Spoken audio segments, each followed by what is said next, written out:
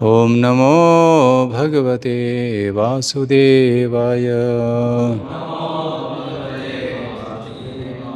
Narayanam Namaskritya Naram Chaiva Narottamam Devim Saraswatim Vyasam Tato Jayam Udiraye Nashtaprayeshu Bhadreshu Nityam Bhagavata Sevaya Bhagavati Uttama Shloke Bhaktir Bhavati Naishtiki Krishnaya Vasudevaya Devaki Nandanaya Cha Nanda Gopakumaraya Govindaya Namo Namaha. We are reading from Srimad Bhagavatam, Canto 4, Chapter 29, text number 78. 4:29, 78.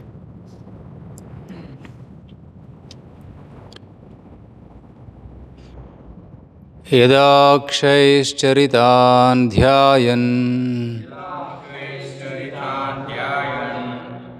karmanyachunite sakrat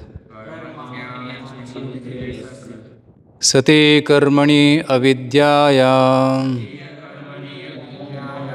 bandha karmani anatmanah yadakshaischaritan dhyayan karmanyachinute sakrat sati karmani avidyaya bandha karmanyanatmanah yadakshaischaritan dhyayan karmanyachinute sakrat sati karmanyavidyayam bandha karmanyanatmanah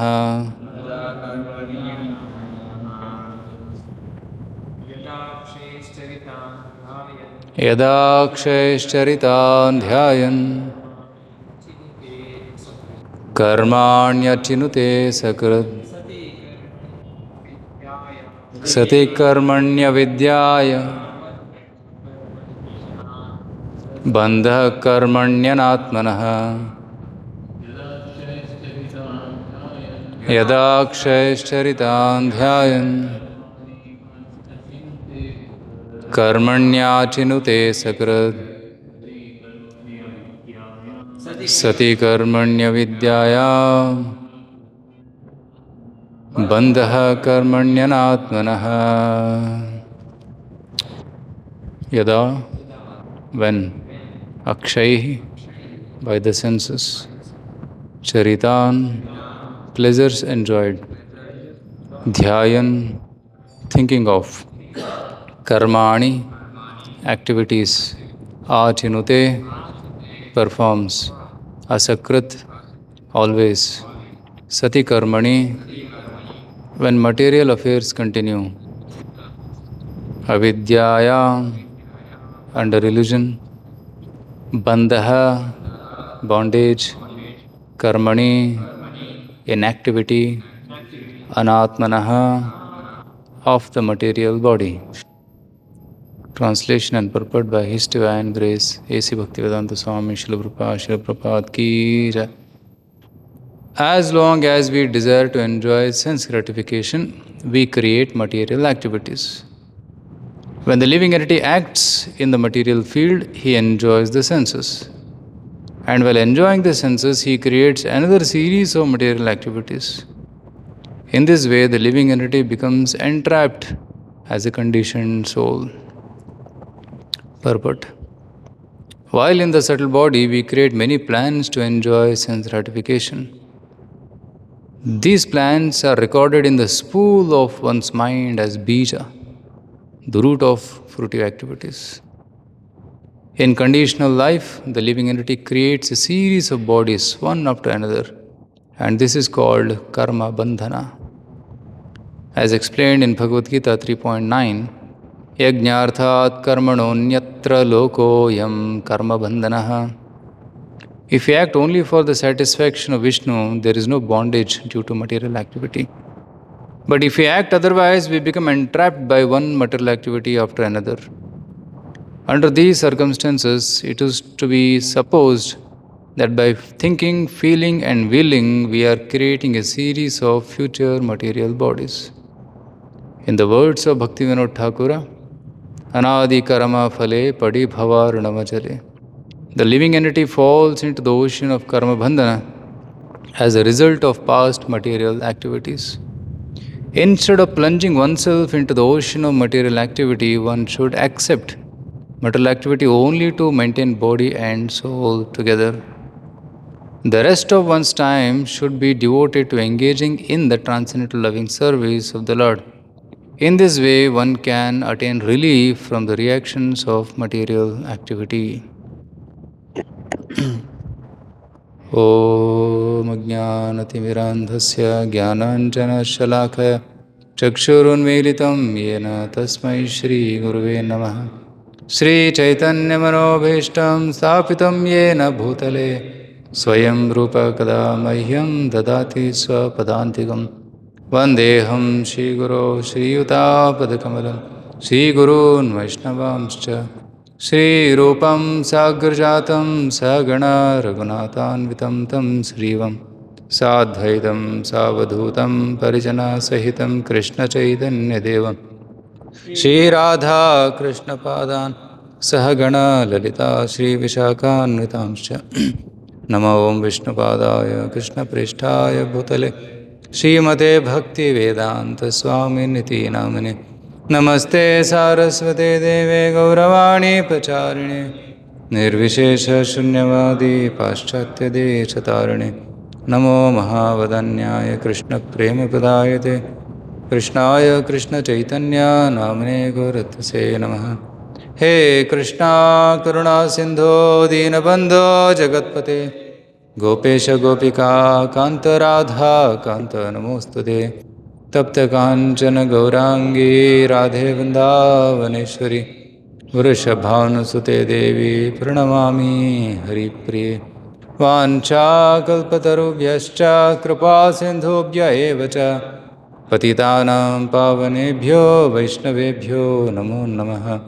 जय श्री कृष्ण चैतन्य प्रभु नित्यानंद श्री अद्वैत गदाधर श्रीवासादि गौरभक्तवृंद हरे कृष्णा कृष्ण कृष्ण हरे हरे हरे राम राम राम हरे हरे। मूकं करोति वाचालं पङ्गुं लङ्घयते गिरिं यत्प्रभातमहं वन्दे श्रीगुरुदीनतारुणं परमानन्दमाधवं श्रीचैतन्यमीश्वरम्। Hare Krishna. So, today we are discussing from Srimad Bhagavatam, Canto 4, chapter number 29.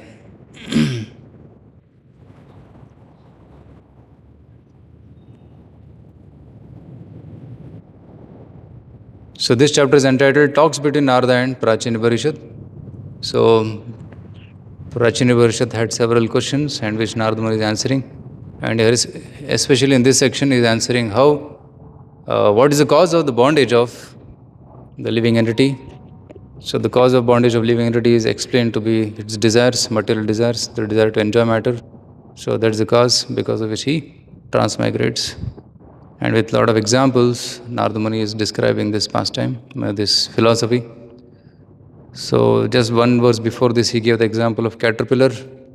You know how the caterpillars walk? They push their body forward, then they pull ahead, then again push forward, then pull ahead. Like this, they keep on going, one step after another step. The previous verse and this verse is connected. It is said that the caterpillar transports itself from one leaf to another by capturing one leaf and giving up the other leaf. Right? So when they are on a tree or a plant, they eat one leaf, they want to jump to another leaf. They want to eat another leaf. Right? When I was a small child, I used to see my uncle growing silk. So a lot of silkworms will be there, and then he will put leaves, and they'll eat one leaf, then go to the another leaf, then go to another leaf. So they keep jumping. Before leaving the previous leaf, they catch the new leaf. Like while walking, also we put a step and then take the previous step. Doesn't it lift the previous leg? Similarly, the caterpillar also catches one leaf and then leaves the previous one. Similarly, according to his previous work, the living entity must capture another body before giving up the one he has now. So, before getting the new body, before giving up this body, we have to actually capture a new body. And that happens very subtly. In the subtle body, we are already capturing so many bodies. And at the right time, when that identification with the new subtle body becomes strong, then one gives up this current physical body, and then he goes to the new body. So that's how, and that depends on work. According to his previous work, the living entity must capture another body before giving up the one he has right now. This is because the mind is a reservoir of all kinds of desires. So this last line is connected to this today's verse. Mana eva manushendra bhutanam bhava bhavanam. It's a very nice verse. Mana eva, mind is. He is turning to Prachini Parishad, He Manushya Indra, king among all the humans. Bhutanam Bhava Bhavanam. The cause of rebirth of a human is nothing but his mind. Mana eva, the desires which are stored in the mind. So that causes him to Bhava Bhavanam, the cause of material existence. Material existence is called as Bhava, right? To exist, to again be born again and again. So there's Bhava Bhavanam, the cause of birth is mind only. What is the mind? Actually, the desires in the mind, the material desires in the mind become the cause of our rebirth. So then it is described here. Yada akshay charita dhyayan karmani achunate sakrit. So the mind, along with its senses, it is contemplating on the sense objects and it is interacting with the sense objects. And while interacting, he does certain activities. Okay, the senses indulge in sense objects and there is some activity. And that activity gives rise to certain impressions in the mind. And those impressions are being recorded in the mind. Prabhupada is using the word, these plans are recorded in the spool of one's mind. You know what is spool? Thread का spool होता है ना? Spool, right? Like tailors use that spool. So it is getting recorded in the spool, or even the tape recorder में. Nobody has seen tapes now, cassettes. Zamana tha.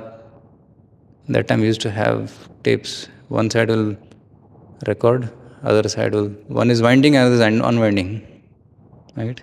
And then again reverse. ऐसे होता है. So in the spool of the mind, it's all getting recorded, and it's all getting stored in the mind.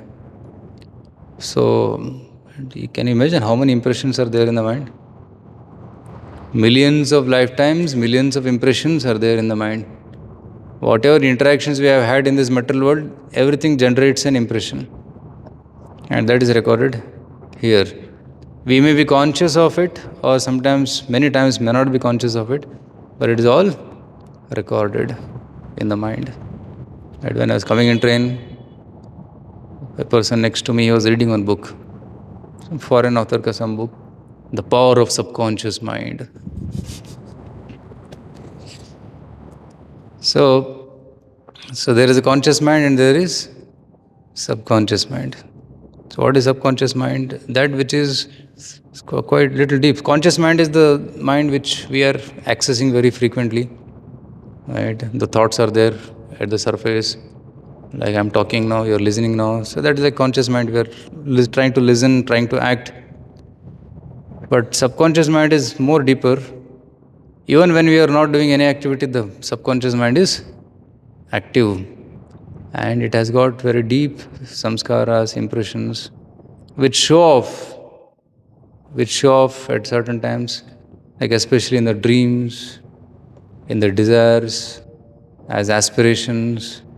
So all these things are there, deep rooted in the subconscious mind. And that subconscious mind contains all these impressions of many lifetimes. And when some of the thoughts become active, they come to the conscious mind, and then we are giving shape to it. Right?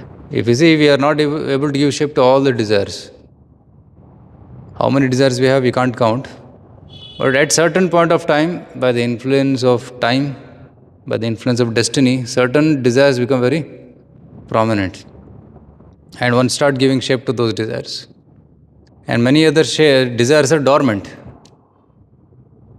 And uska bhi time aayega when they'll become active by the power of time and by the power of our destiny, our karmas.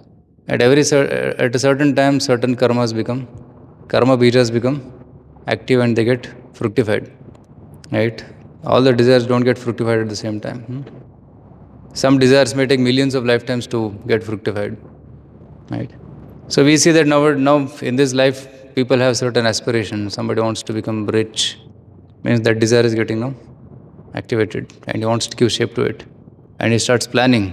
Okay, I will do this work, I will do this business, I will go to this country, I'll tie up with this businessman and then make profit and become rich. So he is giving shape to that particular desire.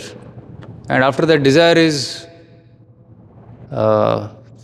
completed, or he achieves that desire, achieves that goal, but in the process what has happened, he has developed further more desires, further more karma bijas, and they are getting sown in his heart because of interaction with so many people, so many experiences, and others' aspirations also. He starts listening to, seeing them. Then what happens? Those desires are also getting sowed in the heart.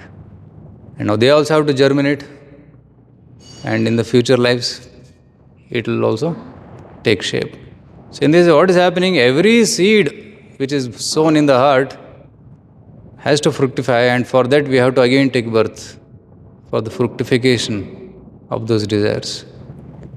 And if we open our heart and start counting, so we don't know how many lifetimes we have to take to fulfill all those desires. So that's why Prabhupada is telling here, in conditional life, the living entity creates a series of bodies, one after another. This is called karma bandhana, the bondage of material existence, samsara bandhana. Punarapi jananam, punarapi maranam, punarapi janani, jatare shayanam, iha samsare, bahudustare, kripaya pare, pahe murare. So it's going on and on and on and on. So how long it will go on, we don't know. Right? Like a car will go on till the time petrol is there. It will keep running. Similarly, till the time desires are there in the mind, our samsara will continue. That's the petrol. The desires in the heart, that's the petrol. And we have to keep on taking birth after birth. Die again. So this continues, life after life after life. So that's what Prabhupada says. So, yajñārthāt karmano anyatra lokoyam karma bandhanaha. So, somehow or the other, if you start developing desire to serve Krishna, then what is happening? Those karma bijas gradually get burnt, they get purified. Yajñārthāt karmano anyatra lokoyam karma bandhanaha. Work done for sense gratification will lead to karma bandhana. But work done for the pleasure of Krishna will lead to liberation. Tadartham karma kaunteya mukta sangaha samachara. When you work for the service, pleasure of Krishna, then we become freed from all the material desires. Karmani nirdahati kintu cha bhakti bhajam. Right? Brahma Samhita also is telling, when you do bhakti bhajam, then what happens? Our karmas are destroyed. Nirdahati. Actually, they are burnt to ashes. When the seeds are roasted, sometimes we roast seeds, we roast some grains. No? By that, what happens? They lose the power to germinate. So, similarly, if we roast our desires in the pan of bhakti, what happens? They'll lose the potency to fructify. So, they become harmless. So, Acharya also very beautifully described this in one of the verses. They say that how, like a snake is poisonous, but if you break the fangs, it's no more dangerous. Similarly, when we practice bhakti, the senses become purified of the desire to enjoy sense gratification. Then they become no longer harmful. They become harmless, right? So what's that sloka? Durdant indriya kala sarpa patali prathata damstrayate. Like breaking the teeth of the snake. So once the teeth is broken, it's not at all dangerous. Similarly, we have the desire to enjoy. Desires are there in the mind and it's given shape through the senses. So, but if we practice Krishna consciousness, those desires are roasted. The poison is removed. The poisonous fangs are removed. So the same senses become not so dangerous. Initially, now they are dangerous because they have desire to enjoy. But when they become purified, then there is no more danger from these senses. So this is the concept which Prabhupada is explaining here. Right? So then Prabhupada comes to the point of thinking, feeling and willing. So under these circumstances, it is to be supposed that by thinking, feeling and willing, we are creating a series of future material bodies. So what is the function of mind? These three things only: thinking, feeling and willing.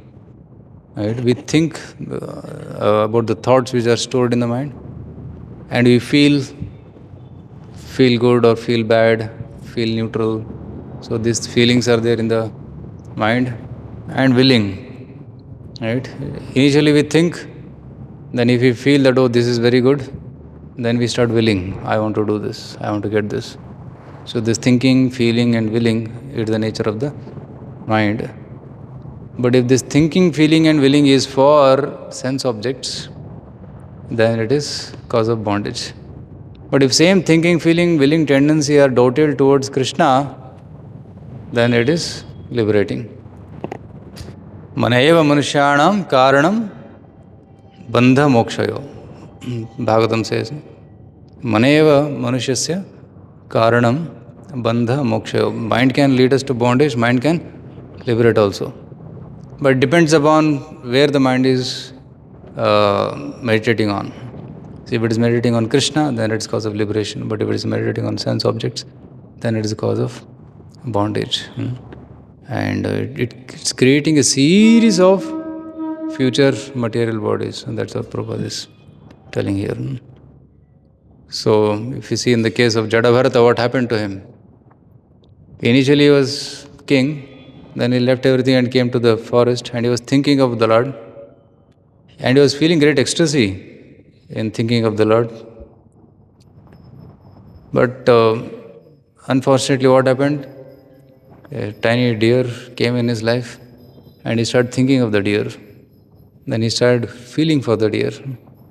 Jai Shri Shri Radha Vinod Ji ki jai. Shri Shri Jagannath Baldev Subhadra Maharani ki jai. Shri Shri Nityananda Nadar Gaur Sundar ki jai. Srila Prabhupada ki jai. So the object of thinking, feeling and willing changes.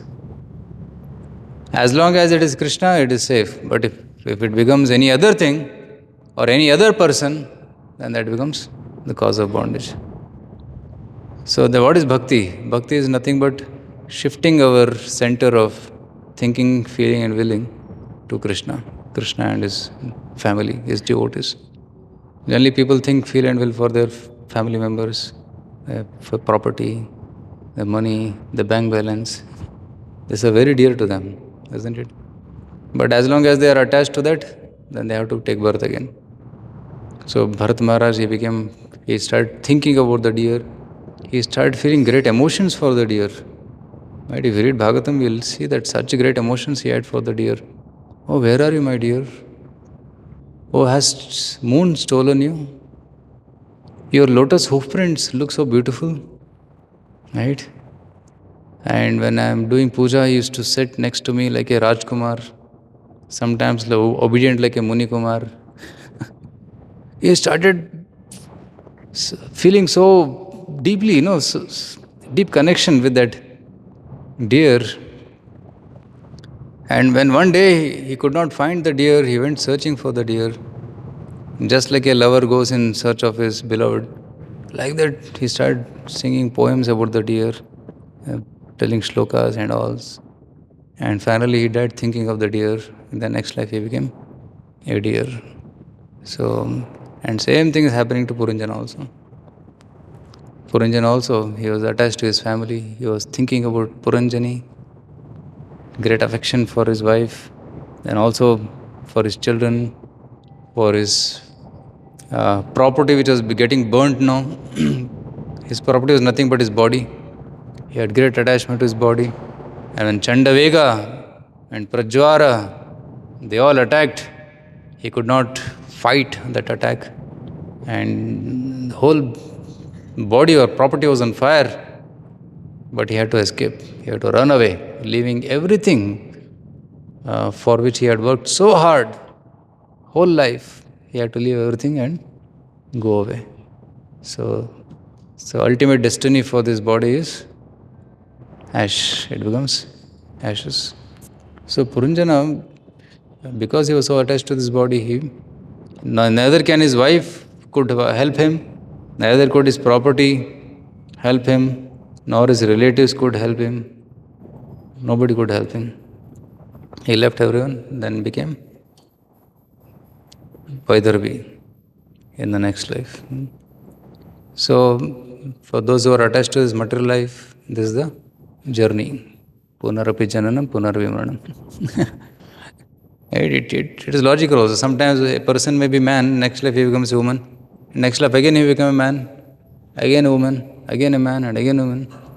And sometimes he develops animalistic tendencies, then he becomes an animal. Sometimes he develops bird-like tendencies, he becomes a bird, flies in the sky. Sometimes he develops stool-eating tendency, he becomes a pig. Right? So such kind of journey is going on, is so horrible.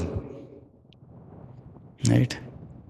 So, but somehow the avidya potency of the Lord, Prabhupada mentions about that, the avidya potency of the Lord is so powerful that it covers us. It covers us, Avaranatmika Shakti, it covers us and makes us feel that it is all right. Even a stool-eating pig, he feels, I'm all right. I'm so happy. Even the dog feels, I'm happy. Even the ant feels, I'm happy. Even the stool in the worm in the stool also feels, this is nectar. So that's the kind of Maya, and the influence of Maya is on us that we feel that everything is okay, this is okay. So this is the power of Maya. Then living entity becomes conditioned to that place. Right? Recently, I think yesterday I was somewhere out here in the court. Right? That initially we feel that something is abominable, but after a prolonged association with that thing, he feels it's all right. For example, the alcohol, people who drink alcohol first time, they feel so bitter. People have told, they feel so unpalatable initially, but they become used to it and they start drinking it again and again. So much so that they want it. Right? Even people who are smoking, initially when they take that smoke, they cough and they feel pain. But eventually they become used to it. They become conditioned to that kind of addiction. So similarly, the jiva also becomes conditioned to his habitat, in whichever way he may be staying. But although it may be so abominable, but he still becomes conditioned to it.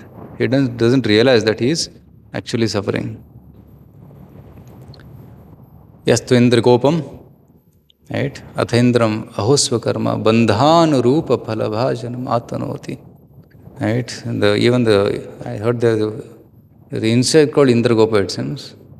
Indragopa, up to Indra in the Swarga, all of them have become bound to this material world. And in their own position, in their own places, they feel that they are happy. But although they are suffering, but they don't realize they're suffering. Janma, Mrityu, Jara, Vyadhika suffering, they don't realize. So this is the power of avidya.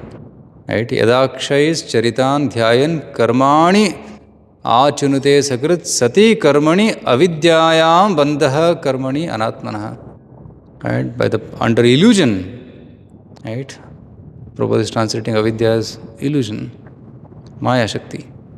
So under illusion, they become bound to this material world again and again. So now we have to get out of this material bondage. So can we, on our own, get out of this bondage? First of all, we don't realize that we are bound. Many people, if you ask them, how are you? Say, I'm very, very happy. Do you need any help? No help. Good. I'm good. Right? Because people don't realize that they are suffering. Although they are suffering, they feel it's okay, it's part of life.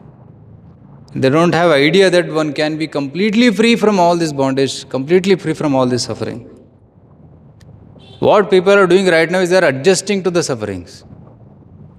Right? If they have some pain, they go to the doctor and say, sir, pain ho raha hai. ठीक है, painkiller ले लो. Adjust हो गया. Again 1 week it will go on. Again after some time they get another pain. Then again go to doctor, they give some other medicine. Like this they are just adjusting and going on in life, but they don't have any clue that they can be completely free from all sufferings. And that is Krishna consciousness, that we can completely become free of all sufferings by taking shelter of Krishna. So preaching means what? Preaching means to pull out people from the suffering. Although they may not realize they are suffering, but we know they are suffering, so what we should do? Try to help them by giving them Krishna consciousness. See, in the word of Bhaktivinoda Thakur, Anadi karama phale padi bhava rnava jale. Right? Anadi, beginningless karma. Beginningless doesn't mean since eternity. Beginningless means we don't know when it has begun. Okay? Anadi karama phale padi bhava rnava jale. We are now fallen in this material world. He says material ocean. Okay, we have fallen in this ocean.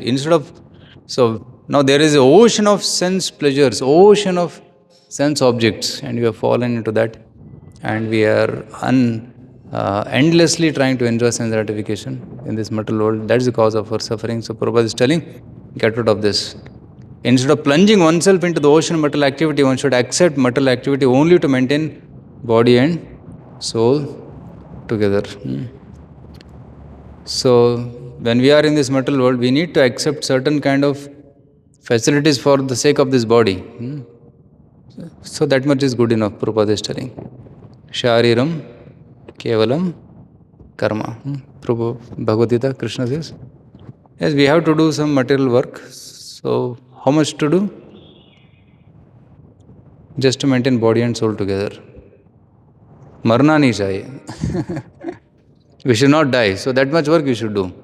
Okay, we can eat so that we should not die, so that we can do some seva. One should not live for sense gratification, but one should accept that much sense gratification which is necessary to survive. Shariram kevalam karma. That much is good enough. We can't make zero.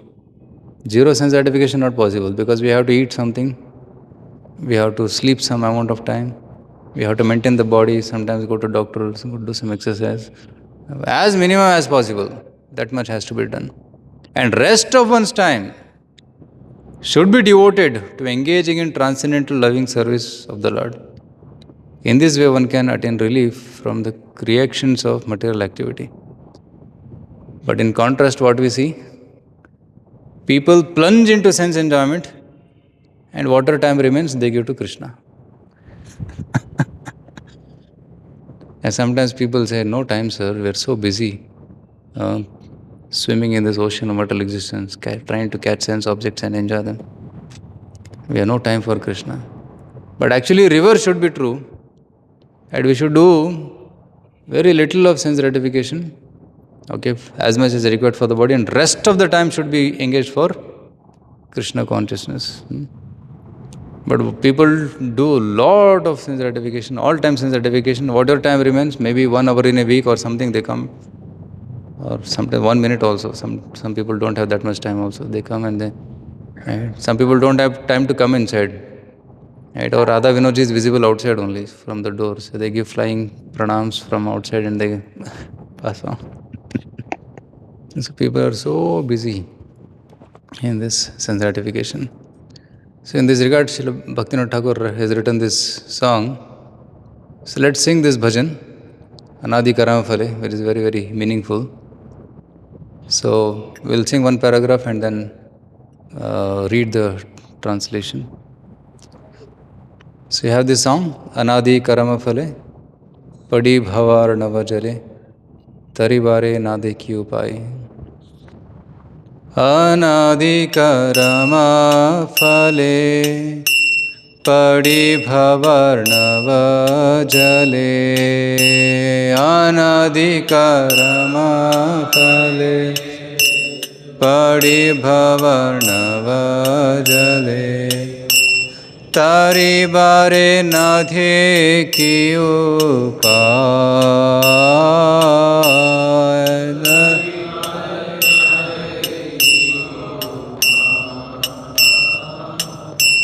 Tari bare nadhe ki upay.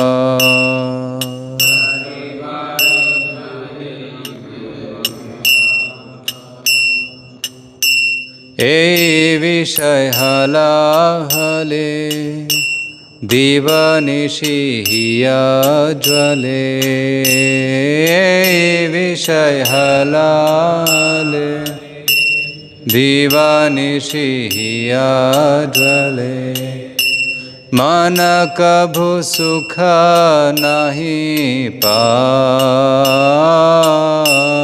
मन कभु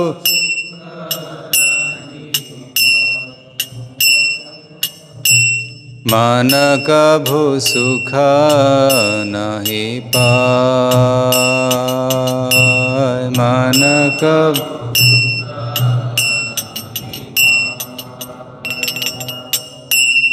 I have fallen into the ocean of material existence as the result of my selfish activities, which are without beginning, and I see no means of deliverance from this great ocean of nescience. This is our situation. We are fallen in this ocean. We don't know how to get out of this ocean. Ei vishay hala hale divanishi hiya jwale. Day and night my heart burns from the poison of these worldly activities. See, worldly activities are called as visha. Right? Even sense objects are also called visha, poison. Why it's called as poison? Because poison kills us. Similarly, sense gratification kills our Krishna consciousness. So that's why sense gratification is called as poison, visha. Ei vishay halahal. Halahal is a very powerful poison. Right? There are some mild poisons and strong poisons. Halahal is strong poison. Ei vishay halahale divanishi hiyajwale. Day and night. Right? In day people are working hard for money, and in night they waste time in sense gratification of sex life. So whole day and night they are in taking poison. Mana kabho sukha nahi pai. So he's telling that my mind never finds any satisfaction or happiness. Right?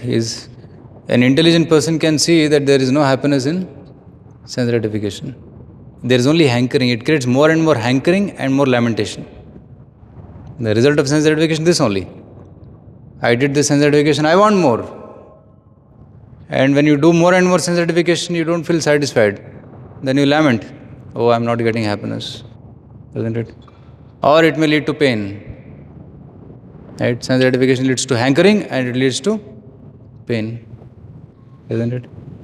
So, mana kabu sukha nahi paye. And how many desires are there?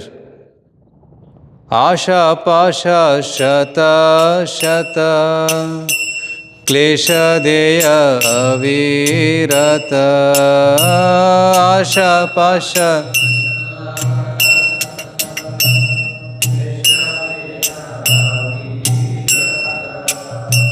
प्रवृत्ति उर्मिराता है खेला. प्रवृत्ति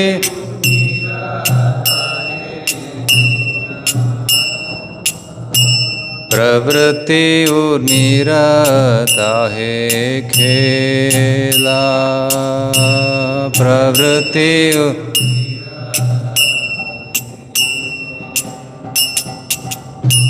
काम क्रोध आदि छया बाट प्लाल्ब सदे भया. काम क्रोध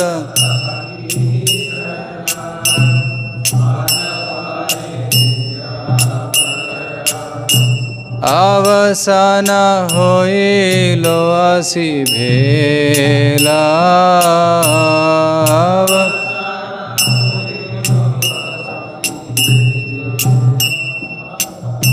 अवसान होइलो आसी भेला. अवसान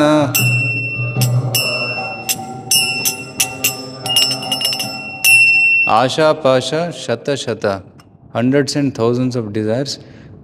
Klesha deya avirata, constantly give me misery and trouble. So they are like noose, pasha. All these asha, they are like pasha on my neck. Right?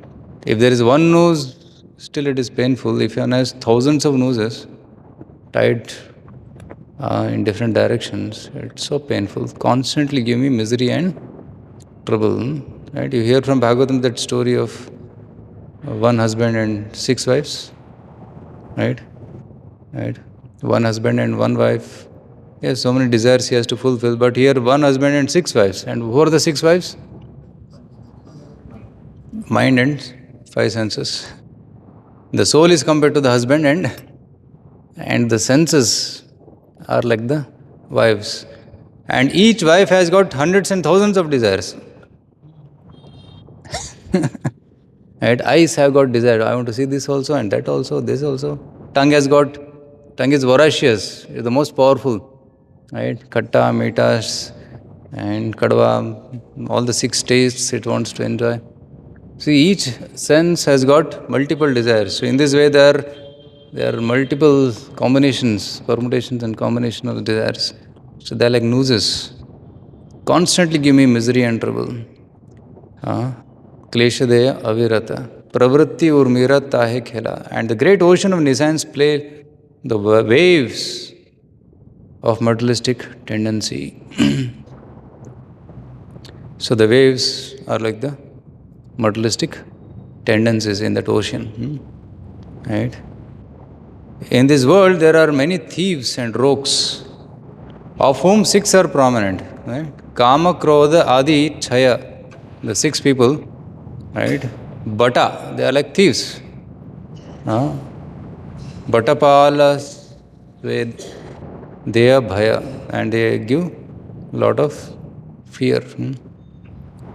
They are causing me great fear. In this way, my life is coming to an end. Avasana hoilo asi bhelas. So actually thieves are our desires. No? Like a person who accumulates wealth, but his desires steal his wealth. Right? Uncontrolled desires make him lose his wealth. So that's why they are compared to thieves and rogues.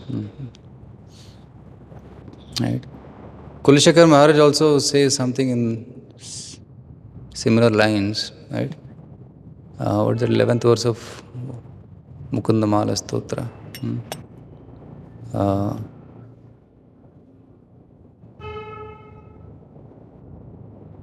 I'm just not getting it. He says that no.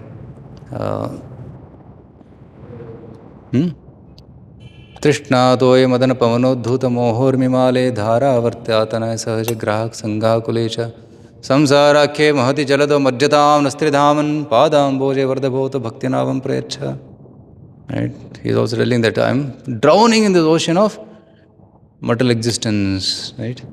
And in this ocean of material existence, there are many. There is another verse: Bhava jaladikadanam dvandva atahatanam sutta duhitra kalatra trana bhararditanam vishama vishayatoye majjatam aplavanam bhavati sharanamaiko vishnupoto narana. Right? So Bhava jaladhi, this ocean, Bhava jaladim agadham dustharam nistarayam. It's very, very difficult to cross. Right? There are three verses talking about this only: 11th, 12th, and 13th verse of Mukundamala. So it's very difficult to cross over. It's unfathomable, so big, right?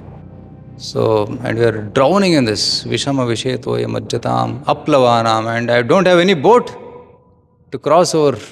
And what is a suitable boat? Vishnu Poto Narana. The Vishnu Pota, the lotus feet of the Lord, is like the boat, and if we take shelter of that, we can cross over. So ultimately, it comes to the process of bhakti. Now somebody may say, I am taking shelter of Jnana Marga, I'll take shelter of Karma Kanda. In next shloka, Bhaktivinoda Thakur thoroughly smashes Karma Kanda and Jnana Marga.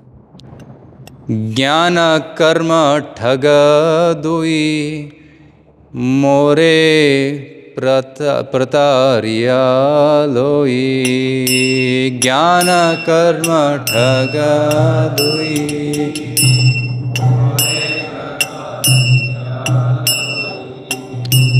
Avasheshe phele sindhu jale. Avasheshe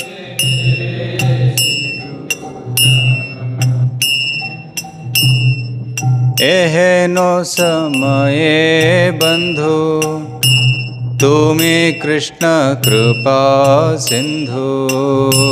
Eheno samaye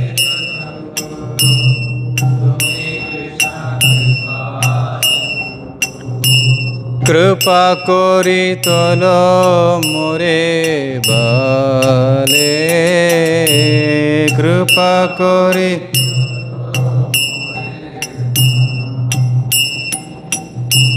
कृपा कोरी तोलो मोरे बाले.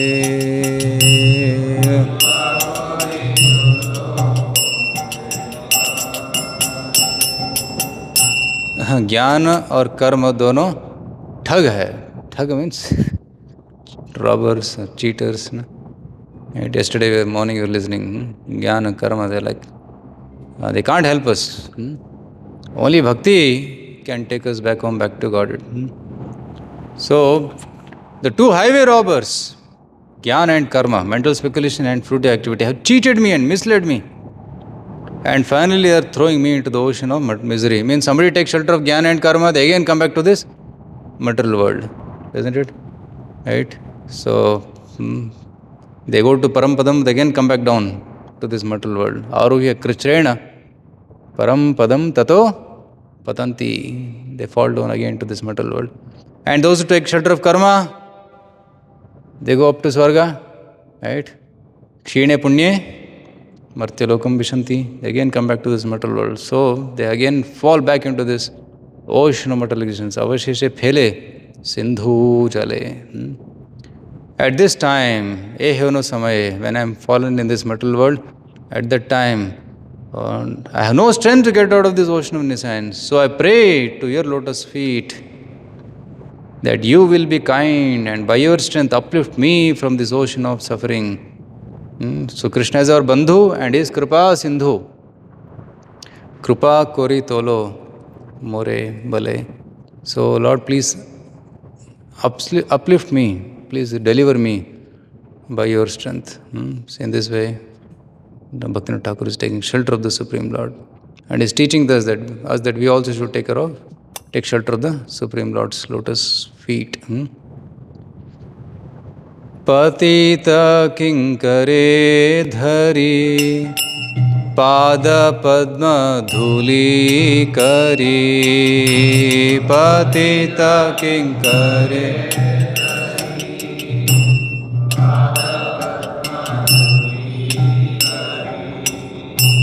Deho bhakat vinodashraya.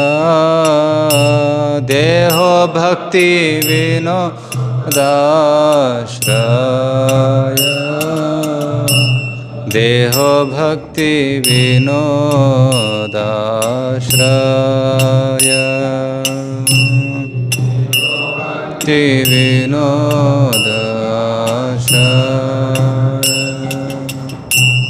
Amitava nitya dasa bhuliya mayara pasha.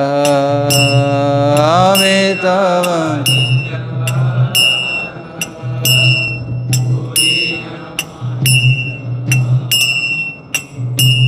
baddha hoye achi daya maya. Baddha hoye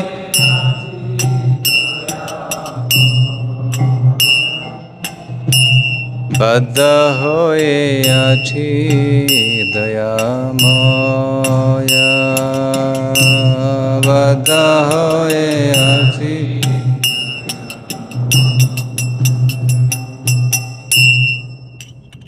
Accept this fallen servant and fix me as a particle of dust on your lotus feet. Patita kinkare dhari pada padma dhuli kari. Right? Ainanda tanuja kinkaram patitam ma vishme bhavamado kripaya tava pada pankaja sthita dhuli sadrisham vichintaya. So deho bhakti vinodashraya. Please give me this position at your lotus feet as a dust particle. Amitav Nityadas. Bhuliya Mayara Pash Baddha Hoye Achi Dayamaya. O most merciful Lord, actually I am your eternal servant, but having forgotten this, I have become bound in the network of Maya. So actually our position is to be servant of Lord, but we have forgotten and become bound here in this material world.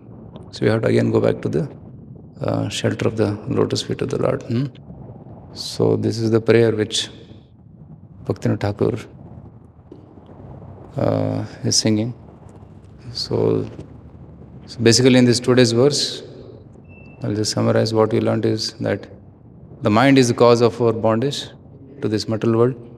And as long as mind has got bija, that bija will impel us to do karma. And that karma creates further impressions which are recorded in the mind like a spool. And those give rise to further tendencies and further material bondage.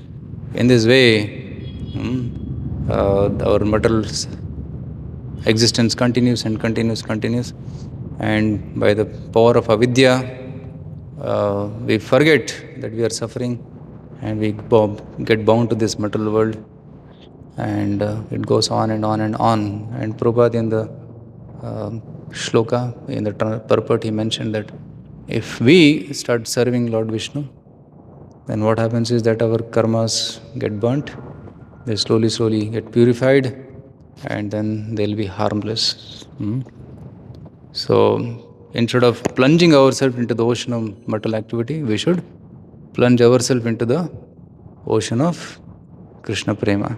Instead of jumping into Bhava sagara, we should jump into Bhakti Rasamrita Sindhu and relish the nectar of devotion rather than suffering the poison of sense gratification. Right? Instead of jumping into the ocean of poison, we should jump into the poison of material ocean, spiritual ocean. So in that regard, we sang this song of Anadi Karma Phale, Padi Bhavarnava Chale. And Prabhupada at the last line, he said that one should work only as minimum as possible to maintain the body and soul together and use the rest of the time for Krishna consciousness. And ideally, as per Bhaktivinoda Thakur only, 8 hours should be for body, that's all. 6 hours sleep, 2 hours for body. And all full-time devotees should work remaining how many hours? 16 hours for Krishna's service. Either in Shravanam Kirtanam, for brahmacharis it is 8 hours for body, 8 hours Shravanam, Kirtanam, Pathanam, all that, and 8 hours physical and whatever managerial preaching services. So 8 hours take in, 8 hours give out, and 8 hours take rest. And that's the formula. But so Grihasthas, little formula goes different. 8, 8, 8. 8 for body, 8 for job, 8 for spiritual activities and services. Like that. So one can try to maximize one's Krishna time and minimize Maya time. Hare Krishna. Possible any comments? Any questions? Yes. Prasanna, comments?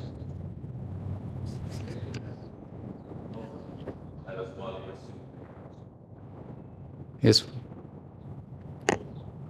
In the class you were mentioning that we need to, how the thought then leads to when we throw more seeds. Seeds, bandhan keeps becoming stronger and stronger with the thoughts. Well, I agree that the thought is where everything starts. The whole process of it leads to action. If there is no action happening, then frustration. Everything, that whole cycle goes on. So, but then in Kali Yuga, there is a small concession that you don't get your karma until the deed is performed. I am not saying we should have the thoughts, I am not hinting at that. But how do we kind of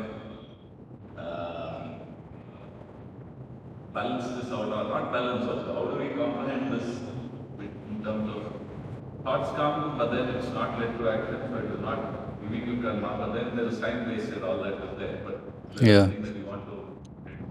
Point is, we said that the thoughts are like karma bijas, and then they lead to further karmas and then actions and reactions. So, and we also hear that in Kali Yuga, the karma phala we get only after performing action, not at the level of thought. So how to understand this, or how to reconcile this? So actually, in every thought is potentially an action, in one sense, because it doesn't remain at thought level. If it is there, means one has to act on it, now or later.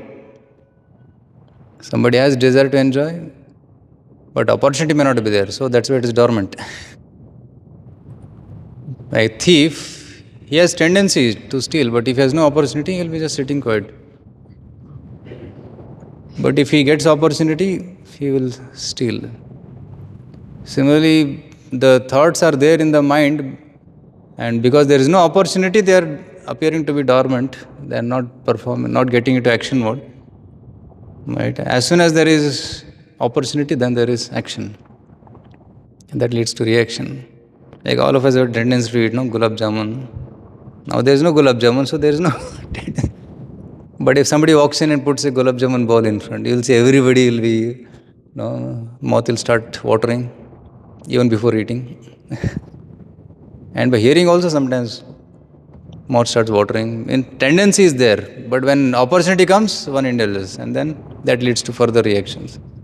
So in Kali Yuga, the concession is there. Yes, the thoughts may not give punishment. Bad thoughts, right, will not give punishment. Kushalani ashu siddhyanti netarani kritani yat. Right? Parikshit Maharaj saw the good quality of Kali Yuga. What is that? Kushalani ashu siddhyanti. Good thoughts will give good results, but ne itarani kritani yat. Bad thoughts will give results, reactions only after being performed. Right? So Parikshit Maharaj was like a saranga. Sarangi was sarabuk. Because he was like, Nanudveshti Kalim Samrat, Sarangi was sarabuk. He didn't punish Kali because he thought that there is one good quality in Kali, that good things will give good results, bad things will give results only after performed. So what we should do is that we should think good. That's a wonderful thing. I'll preach to thousands of people, I'll give charity, I'll give this. Yeah, having such thoughts also will give good results. But bad thoughts Even if they don't give bad results, they have the potential to get into action mode. So one should give up those bad thoughts also. Bad thoughts don't remain thoughts, they become words. Now or later, surely it will become. And then words become actions. Action becomes character. Character becomes culture. So that's how it is. So that's why all the bad thoughts may be harmless, appearing to be harmless right now. But if it can be removed, that is best. Like somebody has a gun in home, he may not have used it for 50 years. But he has the gun, it means he may use it anytime if opportunity comes. Similarly, bad thoughts are there. Yes, one may not give shape to it, but there's tendency to give shape to it now or later. So better to remove those bad thoughts by performance of bhakti, by substituting it with Krishna conscious thoughts. So that's my thought. That's my thought on this. Hare Krishna.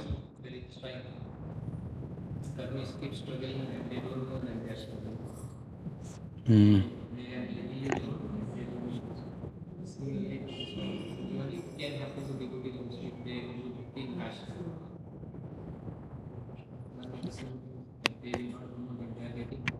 Yeah. Even in bhakti also one may have wrong aspirations.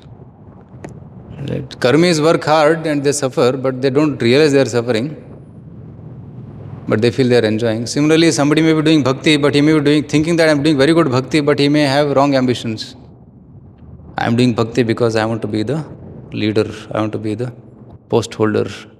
That is the wrong aspiration. That is not the real aspiration. One should do bhakti to develop taste in Namaruchi, Jivadaya, Vaishnava Seva. That is the purpose of doing bhakti, not to hold post and position, not to show that I am better than others. So one may have wrong bijas in the mind, that also should be removed. Others one may start considering this to be advancement in bhakti, as we were discussing yesterday, that how some people may start considering respect. If I'm respectable in this society, then I'm advanced. Somebody gets the title Das, Radha Gopinath was telling, yes, he is advanced, I'm becoming advanced. Right? Somebody gets a post and some control, then he is advanced. So that is wrong aspirations, wrong definitions of bhakti. Right definition of bhakti is when you sit for japa, how much are you relishing japa? How much I am relishing Bhagavatam class, how much I am relishing hearing or reading Krishna Katha, how much I am relishing preaching, sharing Krishna Katha. So that is the right definitions. But one may start considering seeds of weeds to be real bhakti. So that is problem. Hare Krishna, we end here. Time for prasadam. Hare Krishna. Yes, Mataji?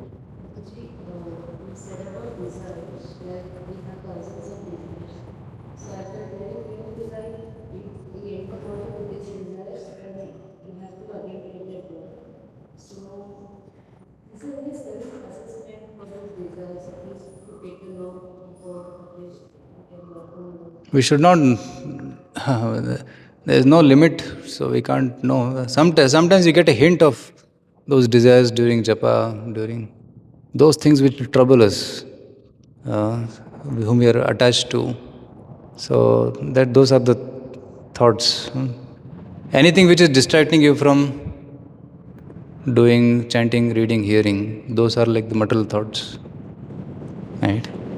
So if we can become a little aware of them, then we become conscious of them, then we can try to overcome them. Right? So, and many of the desires are in the subconscious mind, which we don't even know. That's why Radha Gopinath was telling that the other day. When somebody starts chanting, who was telling this? Somebody starts chanting, he starts getting more disturbed. Why? Because all those dormant desires are getting agitated now, and the churning is going on. Then they start showing up. Right? Somebody was not feeling certain, not getting certain thoughts before coming to Krishna, but after coming to Krishna, he feels that I'm so dirty. I didn't have this thought. Now I'm getting this thought. It's because that churning is happening, so it's all coming up. Dirt is coming up. But we should not get afraid of it. We should continue japa. Those thoughts will disappear. So generally Radheshampur says 5 P's: penny, Money, we are attached to. People, there is attachment to people.